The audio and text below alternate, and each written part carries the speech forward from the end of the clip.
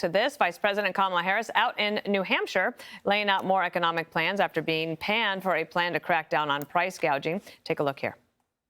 My vision of an opportunity economy is one where everyone can compete and have a real chance to succeed. So I want to see 25 million new small business applications by the end of my first term.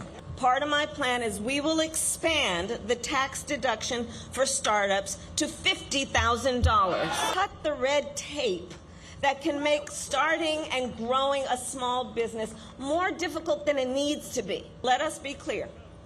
Billionaires and big corporations must pay their fair share in taxes. Harris trying to convince voters that she's got a better game plan than Trump when it comes to the economy. And some folks in the media are more than happy to try to hype up her record. Donald Trump doesn't come close to the record of the Biden-Harris administration. So if you're a capitalist, if you believe in free markets, if you believe in a strong stock market, a strong job market, a strong economy, really the answer is pretty simple. You don't want Donald Trump back in the White House. If you're a capitalist, Greg, you should want Kamala Harris. This is the guy who was just a month or so ago said Joe Biden was the best he's ever seen. Yep. Nothing that comes out of his mouth can be trusted. He has been wrong on every single thing. I think he might have a problem. You know what's interesting is everybody's talking about Kamala flipping and flopping and flipping. The whole tax deduction thing sounds pretty good. Of course, if you're going to raise taxes, while you do that, you're just backfilling what you already stole. And that money then gets laundered through the government under the illusion that they give it back to you when they actually took it from you to begin with. How many people are going to start up businesses because they can't, because you've already overtaxed them? I'm glad when people change their minds, though. But you got to show the work. Like, why did you change your mind? I changed my mind a lot.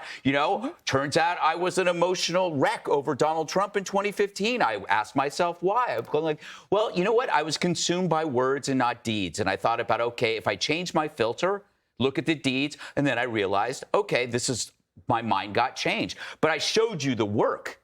But Kamala never shows you the reason why she changes her mind, other than laugh. And you assume it's because it's an election. For example, when she flipped on Joe, when she said Joe was a racist in the debate, and then all of a sudden he wasn't a racist, they asked her why. She says, it was a debate. And she laughed. That was her answer.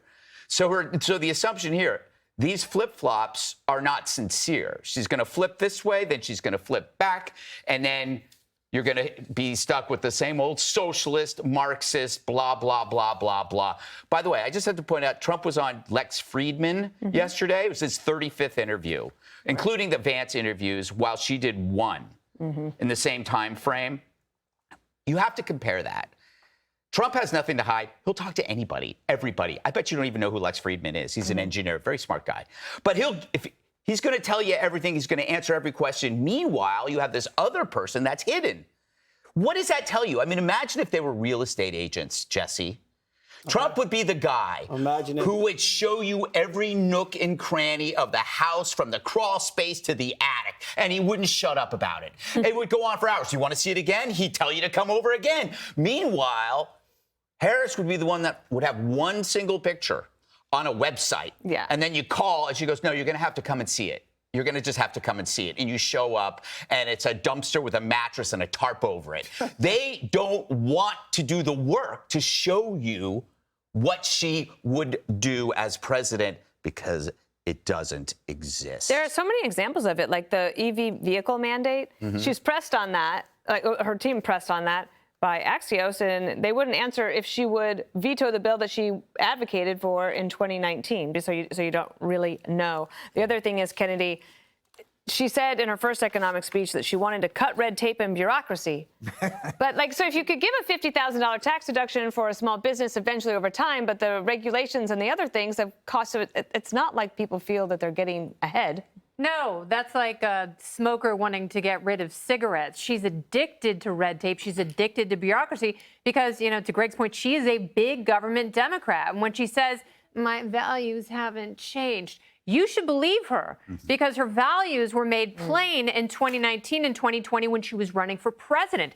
She's in a very unique situation because she has to steal ideas from other people because she's not only running against herself and some of these very, very damning statements that I don't think she can answer for, especially not in a debate. And if these moderators are honest and really press into some of her statements, I think that she will crumble like she did against Tulsi Gabbard on the 2020 debate stage. But she's not only running against her own statements, she's running against her own record. And I don't know how she does a double divorce, because wouldn't that make her a polygamist if she was married to the socialist ideas in 2019 and married to the Biden-Harris agenda, talking about how great Bidenomics is? She's going to have to throw him under the bus and divorce herself from that bad track record as well. And I don't think she can do it. And if you asked her, you ask her the why, she can't answer that. You ask her the what. She doesn't know that either, even though she's cribbing someone else's economic policies.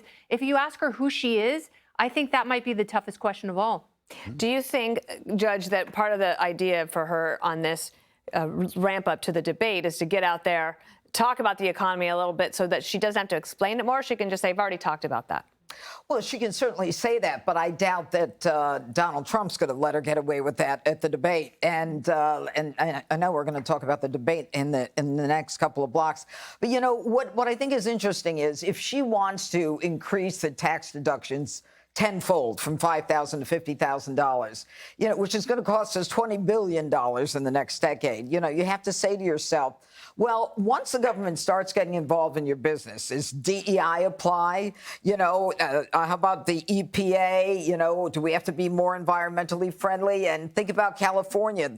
They raised the price of the minimum wage that then caused the businesses to go out of business because they couldn't afford to pay staff. I mean, so a lot of these ideas sound great, but even the idea, she said, we brought back jobs. And then we found out, no, there were 818,000 jobs that were lied about that you didn't bring back. And, she also talked about the fact that in addition to the record job growth, she said so many people are getting new jobs. It's all the illegals getting the new jobs. So once you peel back the layer of the onion and you realize that, she isn't as in-depth, as sophisticated as we think. And then there's one more thing. Consumer prices have gone up 21% since Biden and Harris have been in office. Why isn't she talking about that? Why hasn't she been doing anything about it? And then this whole idea about, she wants to cut red tape. Why don't you stop the regulatory onslaught? Why don't you take care of energy bills that are making all of us, making it incredibly hard to live for all families? And finally, something like 66% of Americans live paycheck to paycheck. Nobody has $30,000 or $40,000 to start a new business in these 25 million new businesses that she's dreaming about. And, because the average cost is what, $30,000, $40,000. So, she's talking the talk. She doesn't know how to walk the walk. To start a business, you really want certainty, right? And one of the things would be in the tax code, the Trump tax cuts that are due for extension, and she wants to get rid of them. So that's actually raising taxes on people. She'll say it's just for the rich, but it really wasn't. She's never even started a business. She just worked at McDonald's. Did she? That's right. She never worked at McDonald's. There's no evidence. I'm just excited, Dana, for the debate tonight. It's going to be exciting to see these two go at it. Oh, that's right. Kamala chickened out. The Fox News debate was supposed to be tonight, but we're going to get the Hannity town hall instead.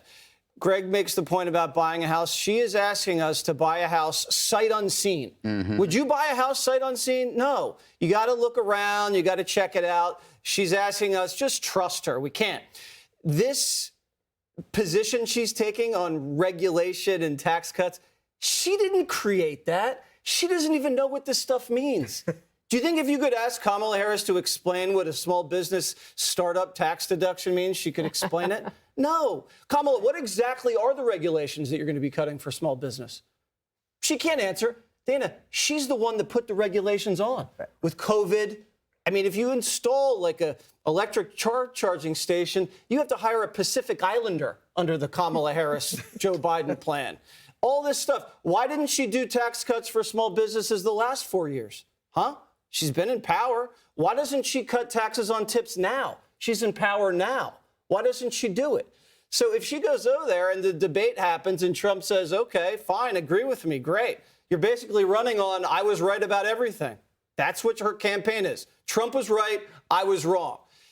I would love to compare the record. You're right. All these jobs that Kamala Harris and Joe Biden say they've created, 10 million were bounce-back jobs from the pandemic. Right. And the rest of them, Trump created more if you put it squared off. Labor participation rate bigger under Trump, incomes bigger under Trump.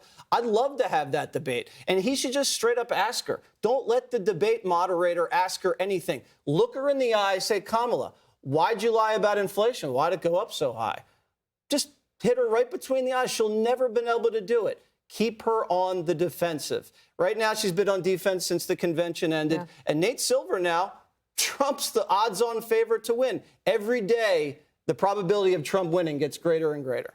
Okay, he did not say red wave, but he was getting close to it. All right, up next. I would never say that. Don't say that. Kamala Harris is going to debate camp and plotting how to toss Joe Biden's presidency under the bus. Click here to subscribe to the Fox News YouTube page to catch our hottest interviews and most compelling analysis. You won't get it anywhere else.